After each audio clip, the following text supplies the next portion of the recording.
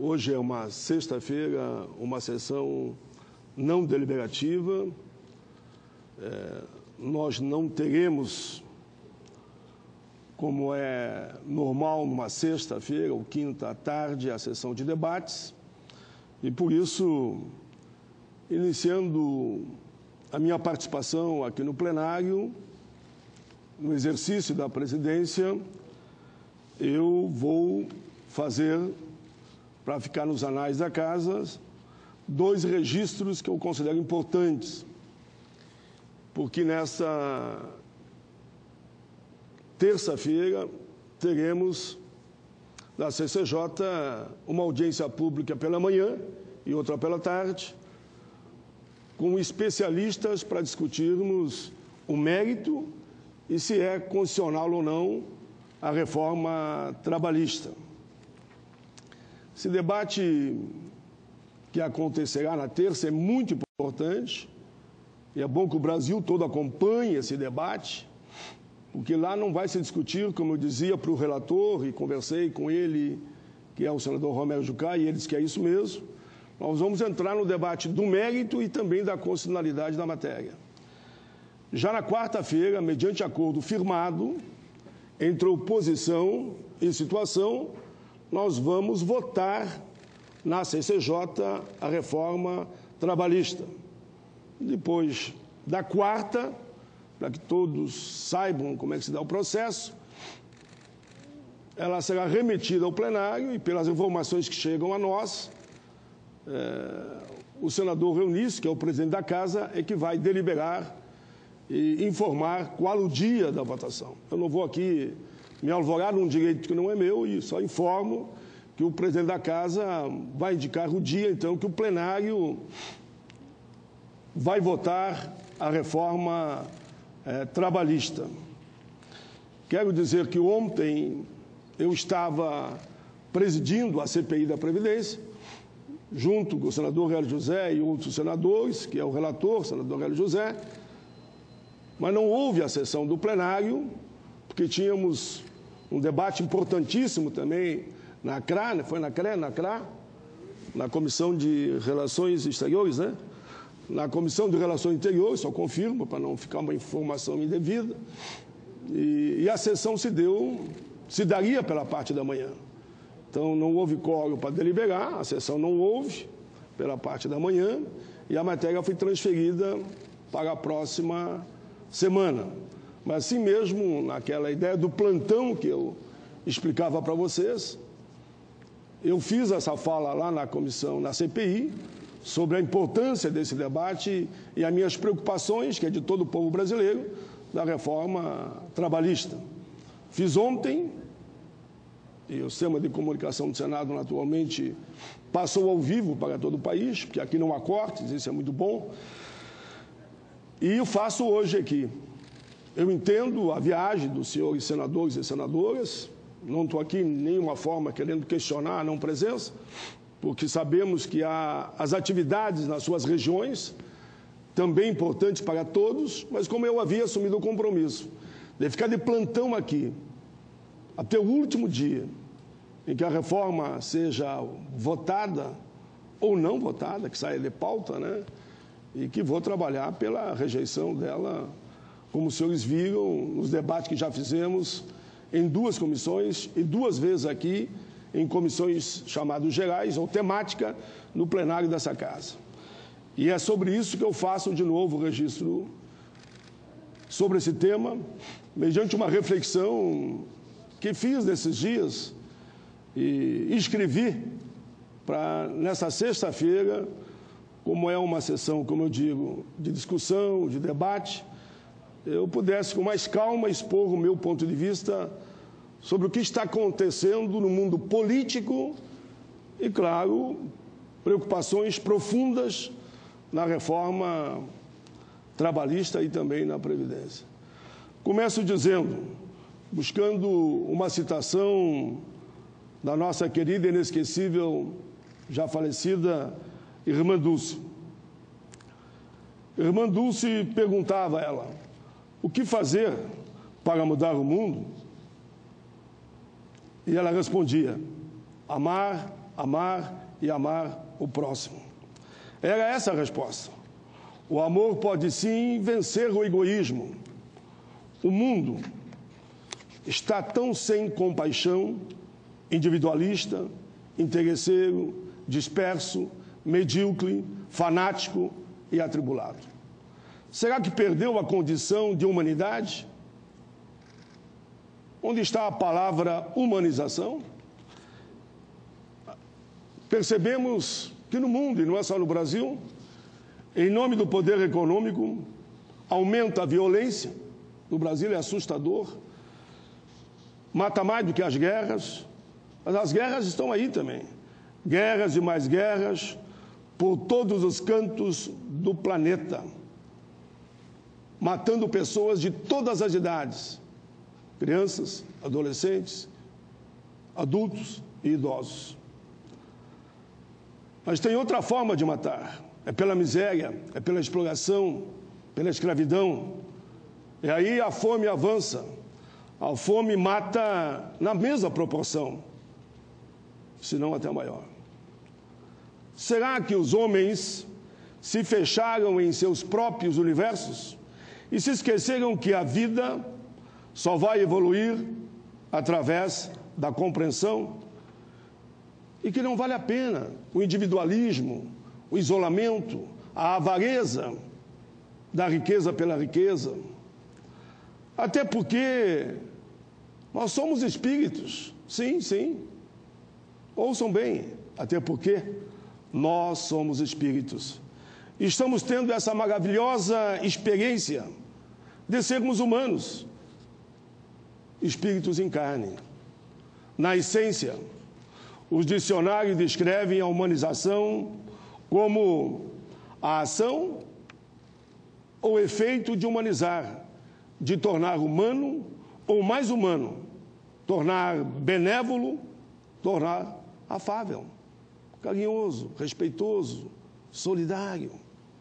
A humanização é um processo que pode ocorrer em várias áreas, na medicina, na farmacêutica, na indústria, nas ciências, na história, na sociologia e por aí vai. Sempre que ocorre a humanização, cria condições melhores e mais humanas. Por isso eu faço sempre o apelo aqui nessa casa. Vamos humanizar a política. Que o resultado da política, cada lei que é aprovada, reprovada, encaminhada ou não, repercute na vida de cada cidadão. Lei, seja no Brasil ou no mundo, claro, respeitando as fronteiras. A humanização cria condições melhores e mais humanas para os trabalhadores do campo ou da cidade, da área pública ou da área privada, por exemplo, tenham mais qualidade de vida. Os mestres, filósofos, ensinam que o processo de humanização implica na evolução do homem e não no retrocesso, como nós estamos vendo. Parece que querem desumanizar o processo de construir leis pelo princípio maior, que na dúvida promísero, leis que favoreçam os mais vulneráveis, os mais fracos. Enfim, pela evolução do homem, ele tem por obrigação aperfeiçoar, através de interação com o seu meio envolvente e respeitando o ecossistema, o meio ambiente, e humanizar, caminhar, avançar, para que todos tenham uma vida melhor. Se lembrarmos de novo os filósofos, Voltaire nos legou uma expressiva reflexão e que pinta com cores bem vivas esse quadro não tão belo. A política tem a sua fonte na perversidade e não na grandeza do espírito humano.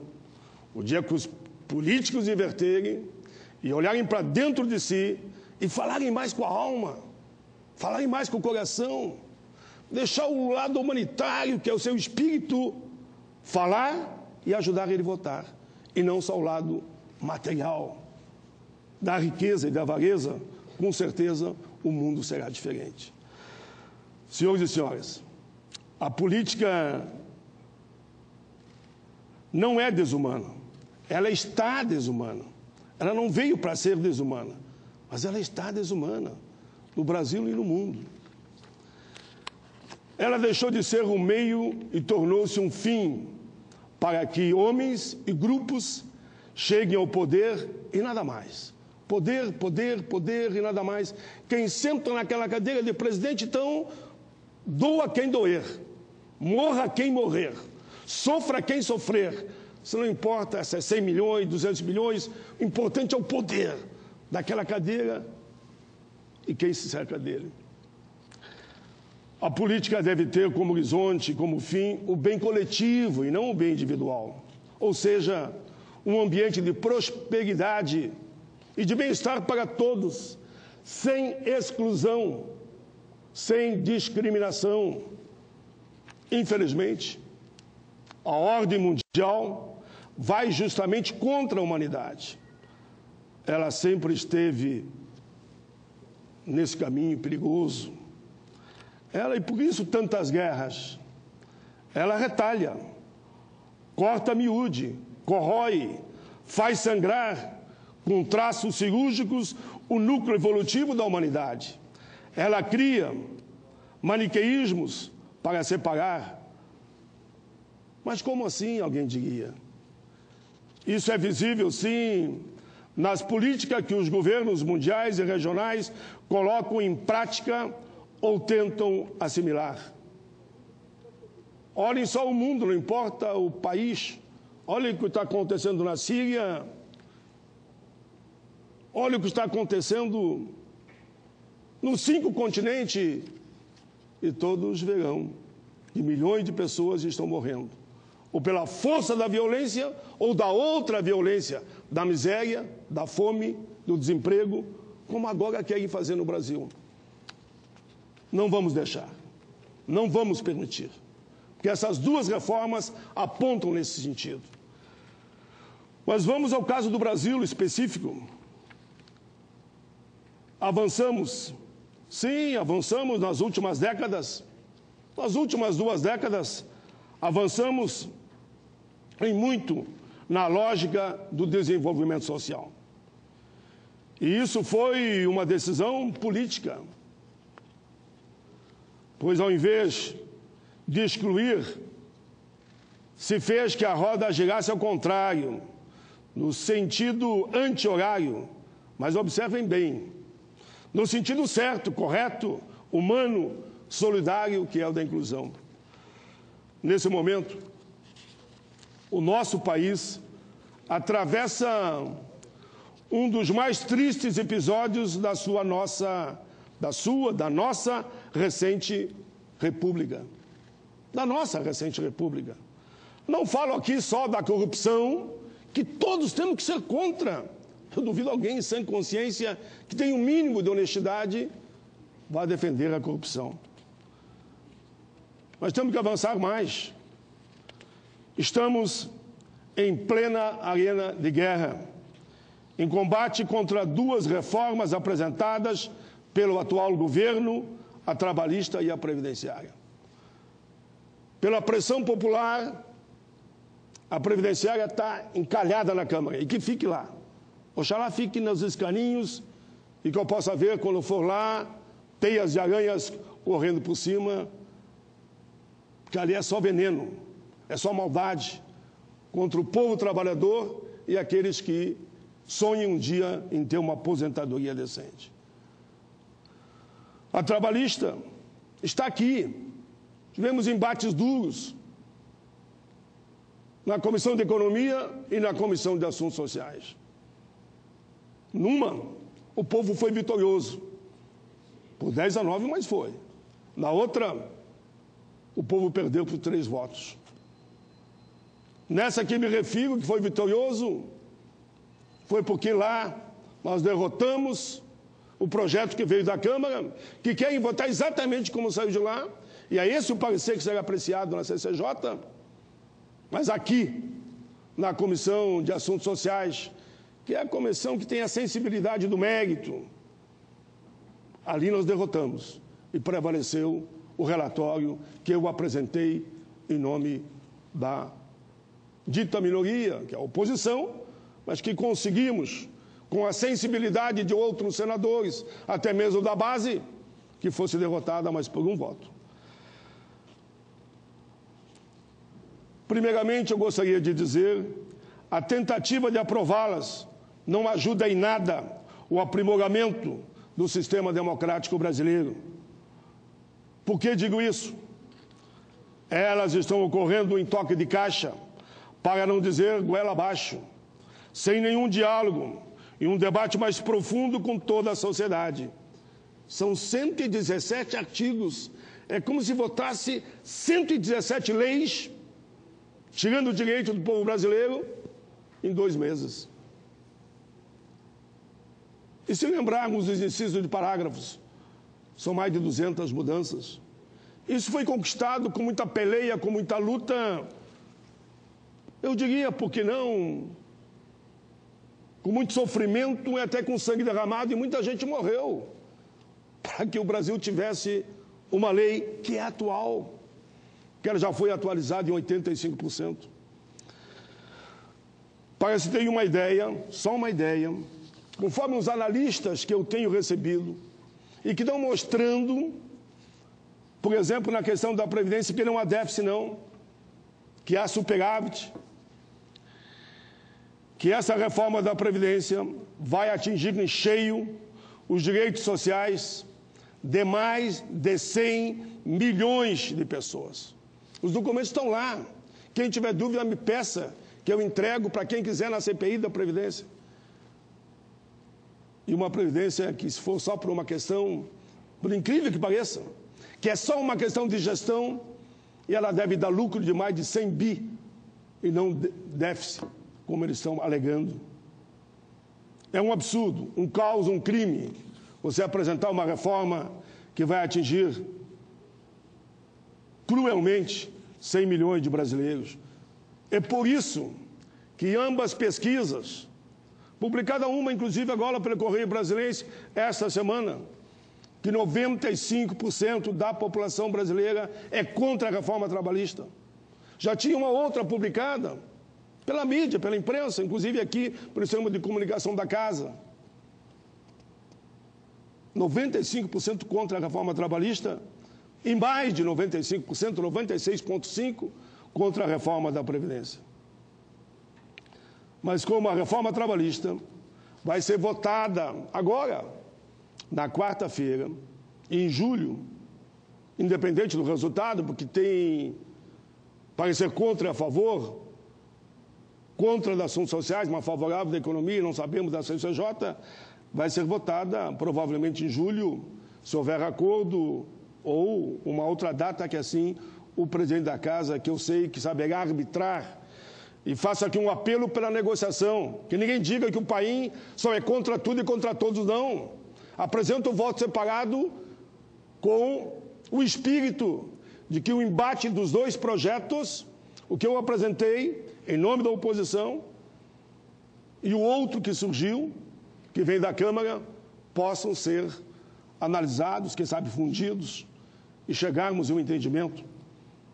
Para quem não diga que é só palavras, aqui, em pleno governo Lula, veio também uma reforma. E nós propusemos uma negociação e construímos a PEC paralela. Houve, então, a fusão das duas propostas e todos avançaram. E houve um grande entendimento. Sinto que os senadores estão encabulados, envergonhados. Não é intimidados, é envergonhados. Porque eles sabem que a proposta é muito ruim.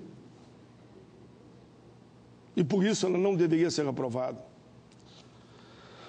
A proposta que está no PL 38 de 2017, que infelizmente foi aprovada na Câmara, que é a trabalhista, para mim, dá para comparar ao tempo da escravidão, e por isso eu recebi hoje uma série de charges que vai nesse sentido, que seria praticamente a revogação da Lei Áurea. Com essa reforma, eles poderiam substituir esses 117 artigos por um artigo, e dizendo o seguinte: fica decretado, a liberdade deixa de existir. Os homens livres e mulheres voltam a ser cativos. É a mesma coisa. Um artigo e os 117 artigos. Isso é a desumanização da ação política. O homem deixa de ser o centro do universo e transforma-se no opressor de si mesmo. E no Brasil esse opressor não passa de 5%, contra os 95%. O país passa a ser, ele que já foi há pouco tempo uma das grandes economias do mundo, passa a ser uma grande senzala. Agora não só de negros, e lembro aqui dos meus antepassados, e sei das histórias que foram me contadas quando eu era ainda menino, histórias que vinham de pai para filho, de avós, bisavós, a maldade da escravidão, da tortura, da falta de liberdade, do cárcere, do pegolinho, de morar em casa de chão batido, coberta de palha, aqui no Brasil. Por isso que eu digo, agora, pela avareza de alguns tão poucos, é impossível que esse Senado não se rebele. Não serão só nós negros, não, como foi no passado, mas com brancos, com índios, com deficientes, com idosos, mulheres, trabalhadores e trabalhadoras do campo e da cidade. Nós não podemos aceitar. Lembro que aqui, quando foi aprovada a Lei Áurea das galerias do Senado brasileiro, foram jogados rosas e cravos para os abolicionistas. E para os escravocratas, Rui Barbosa mandou apagar o nome da história, queimando os livros onde tinha o nome deles, porque era uma vergonha para o país. Não podemos ser coniventes e nem mesquinhos, ao ponto de aceitarmos que isso é um processo natural do mundo do trabalho. Não é natural, é desumano. E tudo aquilo que é desumano não é natural. E que o Brasil não pode fugir da ordem mundial. Que ordem mundial é essa? Quanto é que é o salário mínimo no Brasil? Não chega a $300. Quanto que é o salário mínimo nos países que eles se espelham para fazer essa reforma? Não baixa de $1.000. Querem discutir um salário mínimo de $1.000? E vamos debater a atualização do mundo do trabalho? Eles vão sempre dizer que não, que foi assim na Constituinte, eu estava lá. Sim, o Brasil tem que estar sintonizado com o mundo, mas a essência de um país é o seu povo, é a sua gente, não é o mercado, não é a bolsa. Uma nação não se constrói tão somente com números e gráficos. Ela se estabelece por opção política e equilíbrio entre o justo, o necessário, o solidário e o humano. Senhores, rapidamente, vamos a alguns pontos da reforma trabalhista para que os senhores dominem mais. Quem lê se assusta. Eu digo quem aprova esta reforma aqui, ou não leu, ou porque o chefe mandou, então.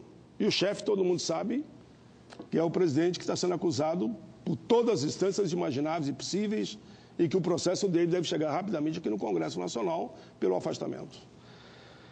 Mas vamos lá, negociado sobre o legislado.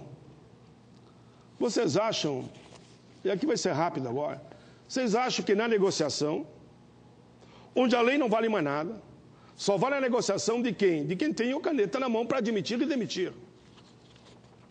A própria OIT diz, nós não somos contra o negociado, mas acima da lei. Não dizer, as leis para um país, um Estado, enfim, elas valem para todos, só não valem para o trabalhador. Que país é esse que aprova um projeto dizendo as leis que estão ali na CLT e muita coisa que está na Constituição, que é lei derivada do texto maior, que se tornou em lei ordinária ou complementar. E aqui só diz que a lei não vale mais. Tudo aquilo. E eu vou mostrar lá na CCJ o quanto que esse projeto fere, inclusive, a Constituição. E não vou ler aqui, mas já está na minha mão. Está aqui, ó. Quem fez a parte constitucional do meu relatório, e eles me deram liberdade, eu vou apresentar lá, a Associação Nacional dos Procuradores do Trabalho, que mostram tudo isso aqui, o quanto que é inconstitucional. Vamos em frente. A ANAMATRA, a Associação Nacional dos Magistrados da Justiça do Trabalho. SINAIT, Sindicato Nacional dos Auditores Fiscais do Trabalho. ABRAT, Associação Brasileira dos Advogados Trabalhistas. 4 entidades respeitadíssimas, juízes, advogados, especialistas, é quem me ajudaram a escrever esse relatório mostrando que em dezenas e dezenas, não é um, não é dois, fere a Constituição. Em lei ordinária não poderia ferir a Constituição. Por isso que eu espero que meus amigos e amigas que estão ouvindo nesse momento converse com o seu senador. São 3 senadores do Estado. Converse. Eu diria carinhosamente, respeitosamente, para que eles votem contra esse projeto, porque além de truculento, maldoso, cruel, desonesto, é desonesto, porque isso aqui é desonestidade. Eles percebam também que fere a Constituição, que eu ajudei a escrever com Ulisses Guimarães, com Mário Covas, com Fernando Henrique Cardoso, com Lula. Todos esses estavam lá, eu também estava. César Passarinho, Jarbas Passarinho, César Passarinho foi um grande cantor do Rio Grande do Sul, negro como eu, que marcou a história e ganhou inúmeros prêmios como um dos maiores cantores do país. Aqui não é ideológico. E quando escrevemos a Constituição, estava lá o Centrão.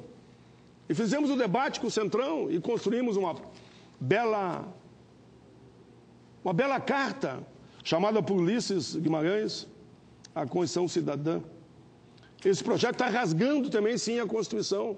Eles dizem que não, vamos fazer o debate na CCJ, vamos fazer na terça e na quarta. Não é só eu que estarei lá. Todos esses que estão aqui estarão lá. Estarão outros também que farão o contraditório. Mas é assim que se escreve e se pode caminhar para um acordo. Agradeço muito aqui a Associação Nacional dos Procuradores do Trabalho, repito. Agradeço a ANAMATRA, Associação Nacional dos Magistrados do Trabalho. Agradeço a Associação Brasileira dos Advogados Trabalhistas. Agradeço aos auditores fiscais do trabalho que ajudaram a construir esse relatório, mostrando que é totalmente constitucional esse projeto. Vamos aqui a algumas pérolas do projeto. Acordo individual. Que acordo individual é esse que eu estou do lado de cada mesa, eu, todo o meu aparato, direitos humanos, advogados, psicólogos, tudo preparado, para mostrar para o trabalhadorzinho que senta aqui, com o seu capacetezinho na mão, chegou até a botina ou o chinelo para entrar na sala, e dizer para ele assim, tu assina isso aqui, ou tu está demitido. Aí o aparato do lado de cá, todos falam para convencê-lo, porque não precisa mais do acompanhamento do sindicato. E ele assina. Eu sempre dou o exemplo do Fundo de Garantia por Tempo de Serviço. Quem não foi obrigado, quisesse um emprego, abrir mão do Fundo de Garantia por Tempo de Serviço, não tem um único brasileiro. Pode voltar no tempo. Se me acharem um, eu mudo o discurso. Todos foram obrigados a aceitar o negociado em relação à lei que existia, que era a estabilidade, ou senão ele estaria demitido. Todos tiveram que fazer isso. Mas vamos para o de trabalho intermitente, que diz o seguinte, que você vai ganhar o salário por hora, calcule o teu empregador, chama e te dá 5 horas, em todas as áreas, inclusive aqui na casa, a moçada que trabalha aqui, Numa semana ele te dá 5 horas. Ele não gostou, te paga 5 horas, digamos que ele vai te dar R$5 a hora. Te dá 50 pila, R$50, ou 50 tostão, não importa, mas R$50 e te manda embora. Mas dali uma semana ele diz, vou chamar aquele cara de novo, vou te dar mais 10 horas.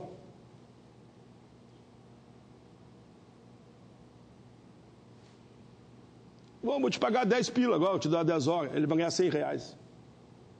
Ele fica com o livre-arbítrio para dizer quanto vai te pagar. Se é 5, é 10 ou é R$2. Porque ele não precisa nem respeitar o salário mínimo. Que como é por hora, ele só vê o valor do salário mínimo por hora, e ele te dá algumas horas no fim do mês, tu não vai receber, na maioria dos casos, metade que é hoje um salário mínimo. E tem mais, se ele te chamar com 3 dias de antecedência e tu dizer que concordou, mas depois por um motivo de força maior você não for, você que vai ter que indenizar ele. Uma parte das horas que você ia trabalhar, você vai ter que indenizar. Hoje, se você não trabalha, você não recebe. Férias poderão ser divididas, mas não de acordo com o interesse do empregado, como eles tentam dizer. Então, calcule, teu filho está na aula, as férias são lá de dezembro e janeiro, por exemplo, só que ele resolve te dar férias em outubro ou maio. E daí, como é que faz? Você vai poder ter o sonho de ir numa praia, por exemplo, como eu tinha no Rio Grande do Sul, graças ao Sindicato Metalúrgico de Canoas, que tinha uma colônia de férias? Se as minhas férias serão agora à disposição do empregador, quando ele bem entender, em detrimento das férias da família, porque hoje quase todos trabalham ou estudam. E dizem que é bom, Não, isso vai ser bom. Jornada parcial, contratos de até 30 horas semanais, 100 horas extras, ou de 26 horas semanais com 6 horas extras. O que vai acontecer? Eles vão te dar o contrato, conforme o caso que interessar a ele, para não te pagar a hora extra. Segurança no trabalho fica totalmente prejudicada. Nós somos quase campeão do mundo em acidentes do trabalho, e aqui aumenta isso. Terceirização. Isso é muito interessante. Porque eles aprovaram, porque aqui não passou.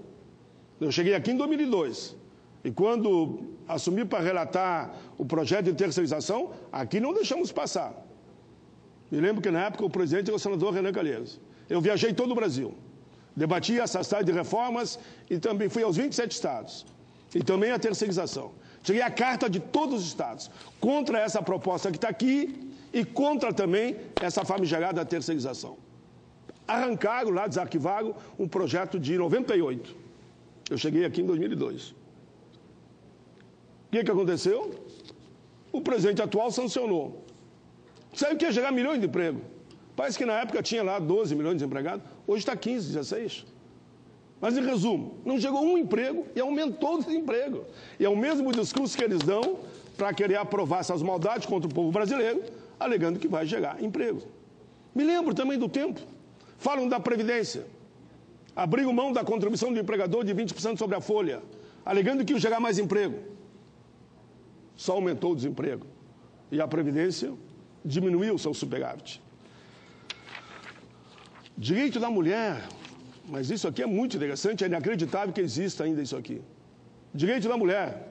A mulher poderá trabalhar em área insalubre, penosa e periculosa, mesmo grávida. Mulher grávida poderá trabalhar em área insalubre, penosa e periculosa.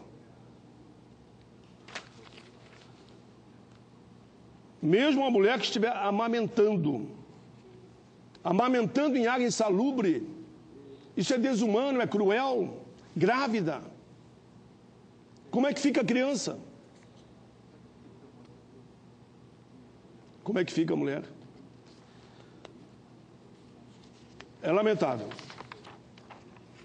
É lamentável que eu, depois de 32 anos de parlamento, eu esteja debatendo, discutindo e vendo um projeto como esse.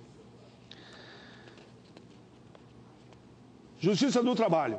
Cria um critério tal aqui, que conforme a ação que você entra, e todo o processo que eles montam, você que vai ter que pagar o empregador se não comprovar que você tinha direito àquilo que você entrou. Olha, quem instrui o processo não é o operário, não é o trabalhador, não é o sem-teto, não é o sem-terra, não é o homem do campo ou da cidade, seja da área pública ou da área privada, é o advogado, muitas vezes do sindicato. Ele instrui o processo, ele pode ganhar ou perder, porque assim é a justiça. E assim é a própria democracia. Agora aqui não. Você já ameaçado antes, ó, quer me processar, me processa. Mas eu vou pegar os grandãos do mundo do direito, você vai perder e você vai ter que me pagar ainda, embora você tenha direito. Isso não é sério. Isso é uma irresponsabilidade total, o que está nesse projeto aqui. E por isso que eu não acredito que o Senado vai dar uma, ou de Judas, que é uma traição ao povo brasileiro, ou de Pôncio Pilatos. Vai lavar as mãos, olha, não é comigo, dane-se se são inocentes, como fizeram com Jesus Cristo. E mataram ele, né? Foi crucificado. E todo mundo sabe quem é que estava com a razão, que era ele. Eu espero que a luz dele lá de cima nos ajude a travar esse bom combate aqui. Mas, senhores, felizmente a Comissão de Assuntos Sociais rejeitou já essa proposta e aprovou o nosso parecer, pautado em tudo isso que eu estou dizendo aqui. Que eu estou já preparando o debate de terça ou quarta.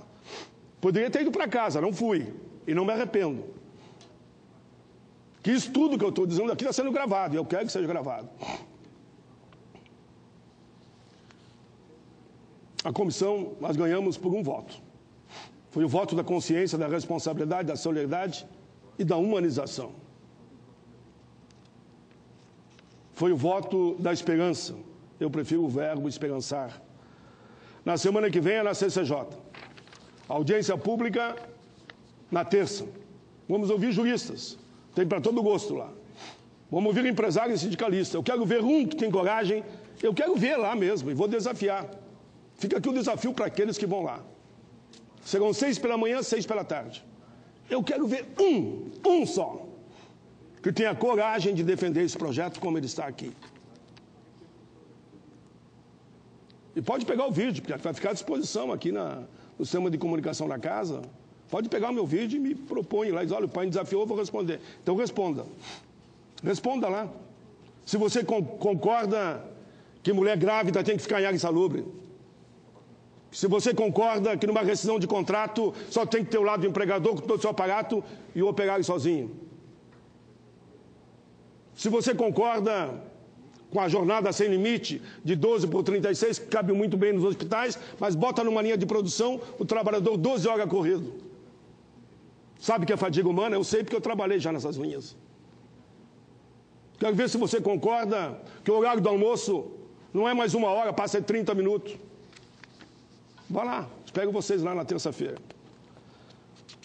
Por isso, senhor presidente, eu vou concluir, senhores e senhoras, me referindo agora ao presidente Temer e sua equipe. Faça um gesto de grandeza, presidente. Você está sendo processado em todas as áreas imagináveis, o número de processos que eu vi, eu nem vou citar revistas, jornais, nada. Agora, decidiram ontem, né? Vai valer, vai continuar o Fachin, que passou aqui com o meu voto. Faça um gesto de grandeza. Vá responder a todos os crimes que estão lhe acusando. Não é eu que estou lhe acusando. Vá responder aos crimes, retire essas 2 propostas, a da Previdência e Trabalhista, para que a gente possa, nós aqui no Parlamento, que o nosso dever é legislar e não é lavar as mãos, não é dizer, vem o projeto da Câmara e vai para a presidência, seja quem for o presidente, e ele carimba ou não carimba, aceita ou não aceita. Vá fazer a sua defesa. E deixe o povo brasileiro trabalhar, deixe o Congresso trabalhar. Avalize aqueles que você acha que tem controle, para que eles possam exercer a independência dos poderes. Legislativo é legislativo, executivo é executivo, judiciário é judiciário. Deixe que esse parlamento decida. Deixe que esse parlamento, pelo menos, como eu estou propondo aqui, e deixo essa mensagem, construa uma proposta alternativa nos 2 temas, tanto na trabalhista como na previdenciária. Estamos abertos, sim, ao diálogo aqui na casa com todos os senadores respeitando todas as visões, mas deixar que esse monstro seja aprovado macula a vida pública de qualquer homem, de qualquer mulher. Eu teria vergonha perante a história. Eu, quando falar no futuro, independente do resultado, para netos, bisnetos, netos que já tenho, eu falarei com orgulho que eu estive aqui e fiz o bom combate. E fiz o bom combate até o último momento. Até o último momento. E não adianta alguns dizerem, não, mas no plenário passa que nós temos maioria. Me lembro de uma batalha dos espartanos, quando quiseram assustar aqueles que lutavam em defesa da sua cidade, e aqueles que eram milhares disseram a eles que viraram em 300 lutadores, de que seriam tantas flechas sobre eles que ia esconder o sol. E o líder dos espartanos, dos 300, disse, não tem problema, lutaremos, enfrentaremos na sombra, que as flechas vão tapar o sol. Penso sim que é possível construirmos ainda um caminho negociado à altura do parlamento brasileiro. O mundo olha para cá, assustado. São delegações que nos mandam comissões para ver se isso aqui é verdade ou é mentira. É verdade que o projeto está aqui, mas também achamos que ele não passará. Não passará. Não passará. Termino com uma frase do poeta português Fernando Pessoa, que disse: a sensibilidade conduz normalmente à ação, o entendimento à contemplação. Repito, a sensibilidade conduz normalmente à ação, o entendimento à contemplação. Eu espero mesmo, senhores e senhoras, que haja essa sensibilidade por parte dos 81 senadores. Dizia ontem e repito hoje, o presidente Eunício de Oliveira é presidente dessa casa. Ele, do alto da sua sabedoria, porque ninguém chega a presidente do Senado de graça, há de convocar os líderes, senadores e senadoras, para quem não tem senador de primeira ou de segunda, como alguns tentam vender a imagem, não é a imagem que eu tenho. Convoque para uma grande reunião, na busca de uma saída respeitável, uma saída que pense no bem de todo o povo brasileiro e não como é esse projeto que só pensa nos 5% mais poderosos. É aqueles que ganham bilhões, viu? Não é classe média, não. A classe média é atacada de ponta a ponta nesse projeto. Mas, senhores, eu vou terminar só lendo uma pequena cartinha aqui, uma pequena cartinha que eu recebi e esse cidadão me autorizou que eu lesse e dizer para os senadores e deputados como eu gostaria que vocês recebessem cartas igual a essa. Eu leio ela como exemplo, e não para mim, porque eu não tenho vaidade de coisa nenhuma, mas leio como exemplo, como seria bom se os 81 senadores sentissem o gosto, o prazer, a alegria, a alma brilhando mais, o coração bate mais forte, lágrimas caem, sim, cai, que homens também choram. Guerreiros, no fundo, são meninos que se preparam para o bom combate que a vida nos traz. E diz a carta do senhor Ivan Cabral, da cidade de Natal, não é meu estado. Então ninguém diga que essa é uma questão de voto. Da cidade de Natal, Rio Grande do Norte. Diz ele, senhor Ivan Cabral, da cidade de Natal, Rio Grande do Norte. Prezado senador Paulo Paim. Chamo-me Ivan Cabral. Sou um chargista, potiguar, há mais de 3 décadas. E resido em Natal. Meu intuito, ao cumprimentá-lo pela sua brilhante, incansável atuação em defesa da classe trabalhadora e da construção de um país mais justo e humano, o faço aqui. Sei que em sua fronteira legislativa essa atuação deve ser desgastante, mas creio que nas batalhas ganhas e perdidas, em sua atuação parlamentar, seu caráter e consciência política certamente saem fortalecidos após cada uma delas. Suas lágrimas, que já vi, me emocionaram e emocionaram a tantos outros. E me emocionaram também, e creio que isso deve ter acontecido com outros brasileiros que acreditam na dignidade de políticos autênticos e comprometidos com a causa que os guia, que o mantém de coluna vertical, que não dobra a espinha, nem por propina e nem por ameaças. Porque nessa idade que nós chegamos, não somos melhor do que ninguém, mas também ninguém vai nos intimidar. Diz ele, infelizmente são poucos, felizmente você se encontra entre os poucos.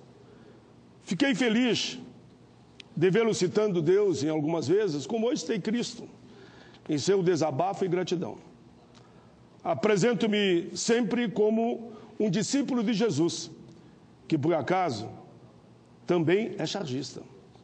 Como discípulo, tenho orado pelas autoridades, intercedidos, assim pela oração para o bem do nosso país. Milito em outra trincheira, no campo político. Na área também inóspita das redações e jornais. Tenho buscado contribuir com a minha arte para a problematização de temas tão relevantes e cruciais e que afetam diretamente a vida dos brasileiros. Sua coerência, perseverança, tem servido de parâmetro e condução ética da atividade que exerço. Persevere na luta em defesa dos trabalhadores e dos mais desprotegidos. Que esse mandato continue honrando a dignidade da atuação política séria, comprometida com os valores éticos da vida pública. Um grande abraço. Assina ele, Ivan Cabral, Natal, Rio Grande do Norte. Senhores, eu confesso, quando cartas como essa chegam no meu gabinete, e são centenas, hoje pela internet é fácil, né? Eu confesso que quando a minha equipe lê e chora, eles entregam para mim. E não tem como eu não ler uma carta como essa e dizer que não é chorar ou não chorar. O gostoso é sentir.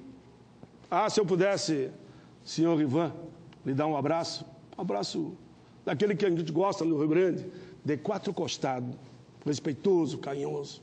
Como aquela senhora ontem de 90 anos que mandou uma carta semelhante a essa. E pediu para mim que eu mandasse uma mensagem, eu gravei um vídeo e mandei. Seu aniversário era hoje.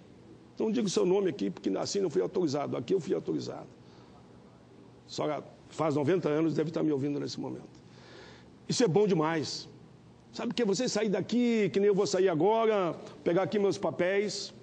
Segunda-feira de manhã eu estou aqui cedinho, vou participar da audiência pública, de manhã, de tarde. Terça de manhã estou aqui cedinho, participo do debate da reforma trabalhista. De manhã e de tarde.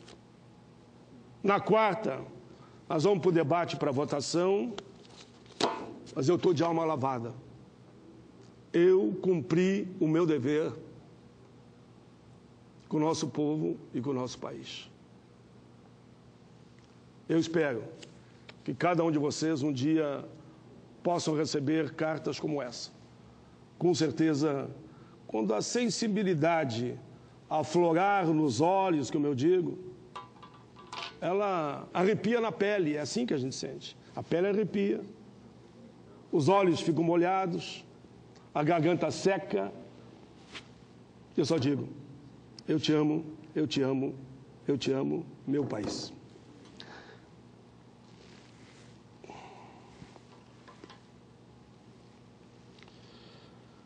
Assim, nós encerramos os trabalhos no dia de hoje e nos termos do parágrafo 2º do artigo 155 do Regimento Interno, será despassado o expediente que se encontra sobre a mesa. Que Deus nos ilumine, principalmente esse fim de mês de junho e julho. Abraço a todos. Está encerrada.